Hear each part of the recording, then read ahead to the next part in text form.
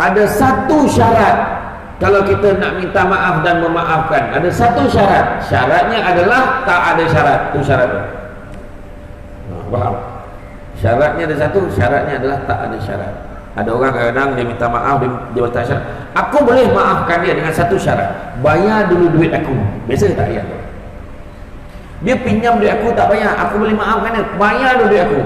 Percaya cakap saya, walaupun bayar tetap tak baik. Jadi maknanya kau nak baik, kalau takkan syaratnya duit, tak syarat bayar. Kita cakap dengan dia, Chania, aku minta maaf dan aku maafkan kau. Tentang duit aku tu, kalau kau boleh bayar, so kau bayar lah. Kalau tak boleh bayar, takkan aku nak cakik-cakik bunuh kau lah. Chania lah, kalau kau tak boleh bayar, kalau anda kata aku mati dulu, kau bayarlah dekat keturunan, waris keturunan aku. Itu je lah. Jadi kita pun lapang dada, itu saja. Kan? Hutang tak adalah banyak, dalam 1.5 juta aja macam tu. Itu memang cari pasal pun tak payah kan. Jangan main-main kan? Itu dia.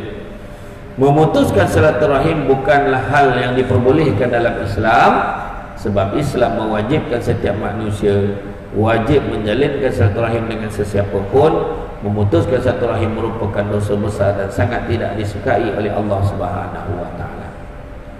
Kan? Jangan kita sebabkan politik. Nabi tanya, selagi mana di Islam dia taat pada Allah dan Rasul, dia tidak memusuhi Islam, kau wajib baik dengan dia. Itu saja. Tentang selera pemilihan parti politik, jangan jadi asbab untuk kita bergaduh. Jangan. Masing-masing ada kecenderungan sendiri. Orang ni rasa dia ni betul, orang ni rasa dia ni betul. Tiba-tiba besok dah orang ni pula lagi betul. Tuan-tuan tengoklah, kawan tu dulu dikutuk kawan tu, tiba baik. Kawan ni tiba-tiba dihamun, dia tiba berpaluk-paluk. Bayangkan tu. 4 perkara yang bengkok dalam dunia. Kena ingat. 4 perkara yang bengkok dalam dunia ni. Nombor 1, sungai. Sungai tak ada yang lurus dah. Kalau lurus tu swimming pool. Kan? Yang kedua, akar kayu. Mana ada akar kayu lurus, akar kayu bengkok-bengkok. Yang ketiga, perempuan. Mana ada lurus, bengkok.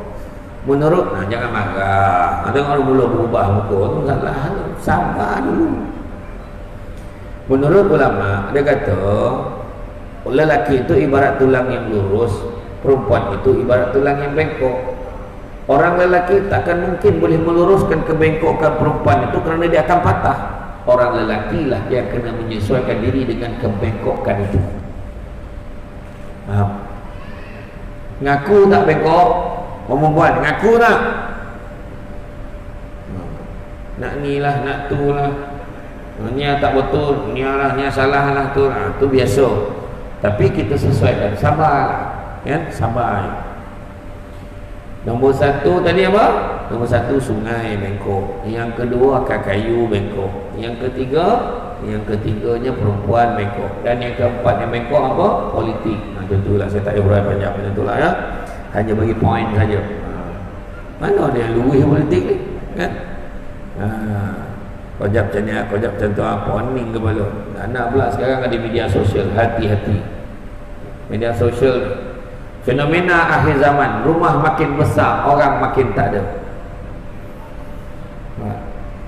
Rumah makin besar, orang makin tak ada. Seorang-seorang keluar rumah. Pangkat makin tinggi, ketenteraman jiwa semakin rendah.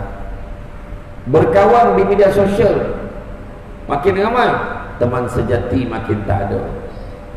Air minuman semakin banyak jenis, air bersih makin kurang. Ilmu semakin tinggi, adab semakin rendah. Melancong satu dunia, jiran sebelah rumah pun tak kenal. Manusia semakin ramai, kemanusiaan makin kurang. Teknologi maklumat semakin canggih, fitnah dan aib makin tersebar. Perubatan semakin canggih, penyakit semakin banyak.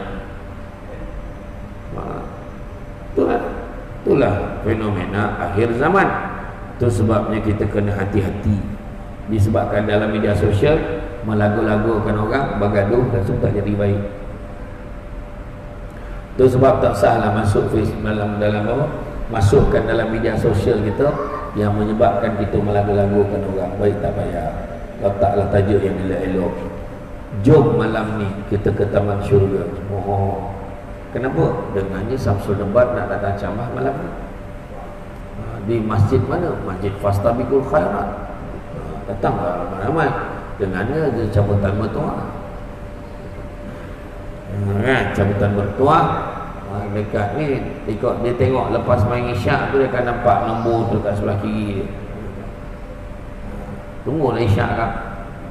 Kau ada, kau tak ada tak bertuah kata. Contoh. Datang beramai-ramai, insya-Allah ceramah akan berlangsung. Setidak-tidaknya kami yakin ada makanan. Macam tu. Macam tu gitu. Kata dia dah umumkan di belakang sana kan. Adanya jamuan. Tak adalah apa pun.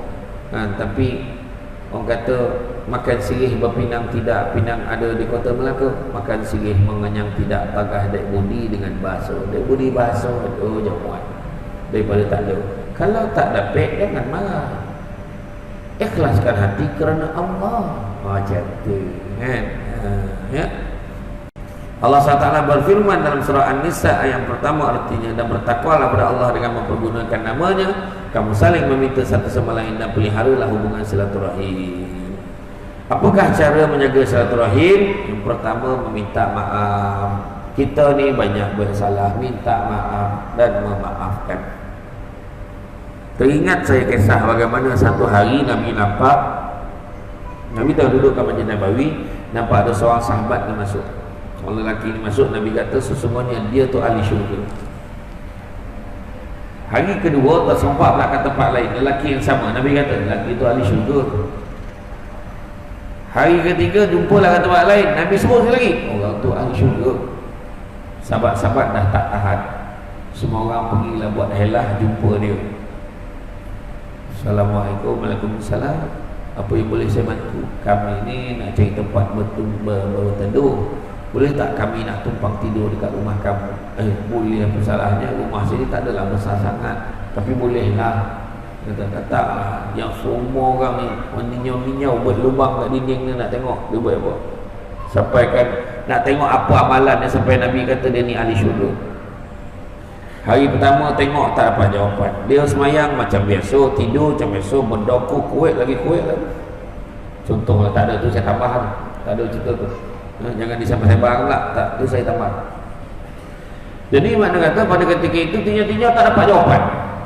Sudahnya dah cukup 3 hari dia pun cakap, wahai saudaraku, dia pun explain, kami minta maaf, sebenarnya tujuan kami ni kami nak tinjau, nak tengok apa amalan kamu sehingga kan Nabi sebut kamu ni ahli syurga. Dia kata tak ada apa pun sangat yang aku buat, sebab semayang macam biasa, mengaji macam biasa, nak kata-kata buaya sangat sampai tak tidur, tak ada pula. Rupa-rupanya dia kata, setiap kali aku nak tidur, aku tak terlupa buat 3 perkara. Apa yang kau buat? Pertama, sebelum aku melelapkan mata sebelah aku tidur, aku niat, aku maafkan semua. Yang kedua, aku niatkan dalam hati aku, kalaulah aku esok hidup lagi, kalau aku hidup lagi pada esok, aku niat, aku tak nak dengki dengan semua orang.